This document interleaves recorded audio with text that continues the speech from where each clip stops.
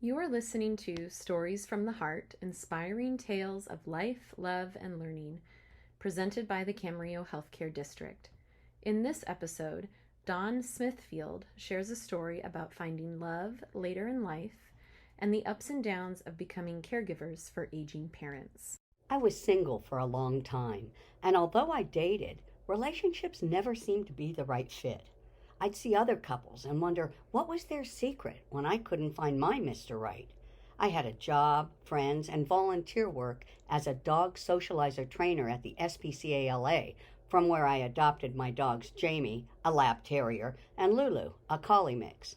I was independent and could pay my bills, so I figured I should be content.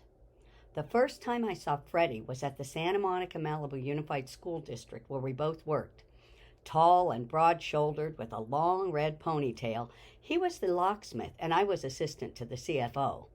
He was called to our office to rekey the office door lock. I smiled at him, but he was so shy I barely had a glimpse of his kind blue eyes before he looked away, silently working at his job. I was afraid to scare him away, so I waited for him to ask me for a date. He never did. I asked him a few times to come to my church or walk dogs with me on the weekend, and he told me I have to go to my folks this weekend. After several times of hearing that, I figured he just wasn't interested. Meanwhile, I read in Cosmopolitan that if a woman didn't marry by 40, she never would. So I married Mr. Wrong in 1994. I'll spare you those details. At the school district offices, the upstairs included the administrative staff, while downstairs had a large warehouse and shops for the various trades, like carpenters, electricians, painters, and the locksmith. Lots of men. There was one secretary, Cheryl, who was never at her desk but always seemed to be downstairs, flirting with the guys. They all worked 7 a.m. to 3 p.m. and would mill around in the parking lot before leaving. In 2007, the word at work was that Freddie had a new beagle puppy, Butchie, he brought to work because his older dog didn't like him. Since I was a volunteer, I brought Butchie some dog treats and toys. I've never had feminine wiles, but one day I decided to take a page out of Cheryl's book and went to my car, seeing Freddie by his truck. I didn't know what to say, so I asked if this was a new truck. He said no, and mentioned he had some photos of the older dog he had recently lost that he wanted to show me. I asked him if he always went home for lunch, and he told me he usually just ate in his office. I always brought my lunch, so I suggested we meet at the park across the street the next day with our lunches, and he could show me the album. I arrived at the park the next day with my lunch, but no Freddie. I walked around the park to keep from crying and returned to work. I called his office, and he'd had to work through lunch. I told my boss I was taking a second lunch, and he agreed. I was a hard worker and always stayed late. At that lunch on February 15, 2007, he told me he went home every weekend to help his mom because his dad had Alzheimer's. My heart melted. We talked, mostly about our dogs, and I said, "Same time next Friday?" And he agreed. Later, I called him and asked if he liked banana bread and cookies, which he did. I brought him a loaf of banana bread and told him to share it with his family. The SPCLA had their volunteer dinner coming up, so I asked him to escort me. We had a great time, and he immediately asked me to dinner at a local restaurant. We began dating, and I kept baking for him, and within a month, he told me his mom wanted to meet me. I was so scared. We took all our dogs with us to Beagle Day at the Thousand Oaks Dog Park. I saw his mom outside by the fence and walked up and put my hand through it to shake her hand. She said, "Oh, what a sweet little hand." I loved her immediately and called her Momala. His dad could not communicate anymore, but he would start whistling a song from the big band era, and I would sing the words with him. When he retired, they had moved into a ranch-style home in Santa Rosa Valley, working in the large backyard, which they had planted with lots of fruit trees and beautiful flowers. Before Freddie met my mom, he trimmed his beard and cut his hair, now turned gray. My mother loved him right away, and we were engaged and married by the end of the year. 2 months later, Freddie's dad fell, broke his hip, and died. We spent a lot of time with Momala, and I sang "In the Garden" at his funeral. Our moms were the same age, born within a week of each other. They had despaired that we would ever find the right person, so they were thrilled when we found each other.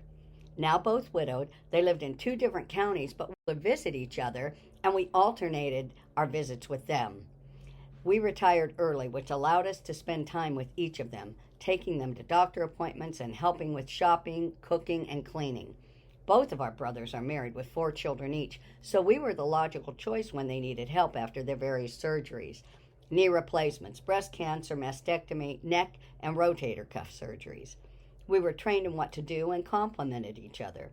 I'm afraid of needles, so Freddie gave them stomach shots, and I could help them with bathing and dressing. There had been past anger, disappointment, and hurt feelings between my brother and his family and Freddie and me. I even told my mom that when she was gone, I'd never visit there again. In November 2017, my mom had an emergency colostomy and a stomach tube for feeding. After the hospital, she was sent to a rehab facility. The staff was uncaring and inept. They had removed her stomach tube in error and tried to cover it up by replacing it with a different tube. She hated it there, wouldn't eat or do rehab, so the decision was made to take her home and put her in hospice. When we met with the hospital administrator, Rick and Rose, my brother and sister-in-law, said that we would be the caregivers. We were stunned and felt that we weren't capable, but Rose reassured us that they'd come by every day, and they did. She also said we'd be trained by nurses, social workers, and others. Despite our initial misgivings, we did indeed learn how to care for my mom. It was one of the most difficult things we ever did. But we learned how to turn a patient, change the sheets, change diapers, give medication, and even change the colostomy bag. We were taught how to deal with the smell by having an open mouth while keeping the tongue on the roof of the mouth, a valuable life lesson. I valued the time we spent with my mom, mostly watching TV and talking about the past. My oldest niece was carrying Mom's first great-grandbaby, and it was due at the end of March, but she had the baby early. On the way home from the hospital, she stopped by and placed the baby in Mom's arms, a picture I'll never forget. God blessed us with healing as all the hurts from the past melted away and the family came together when she took her final breath. Now we have 3 great nephews whom we visit regularly. Mamala married again in 2013, and we were so happy for Pop and her. In their 80s, they went on cruises and drove across the country to visit family. Pop would croon into her ear, and they were always kissing. Once I joked with them, "Get a room." Later that day, when I kissed Freddie, Pop said the same thing to us. Mamala fell at the end of 2020, and we moved in with them in Santa Rosa Valley when she returned from the hospital. We never wanted to put her in a facility. It was during COVID, and we thought she'd die there. She had physical therapy, occupational therapy, and nurses. Her hospital bed and baby monitor were outside our room. She was awake all night despite medication, and after a month, we hired a night caregiver to allow us to sleep. We encouraged her with the daily exercises and using her walker and handled all the cooking and cleaning. She improved so much that she was able to ride a scooter in the backyard. We cared for them both through 2021, taking them to doctor appointments and out to dinner. At the end of October, both Mom and Pop were put into hospice. Mom was in a coma, and Pop kept asking where she was. She had passed, and I told him that she was gone. He was silent. He pined for her and really went downhill after that. He'd wake us at 5 a.m. saying it's time to get ready for the doctor. I'd take him back to his bed. At the end, he climbed out of his hospital bed at least a dozen times, even with the rails up.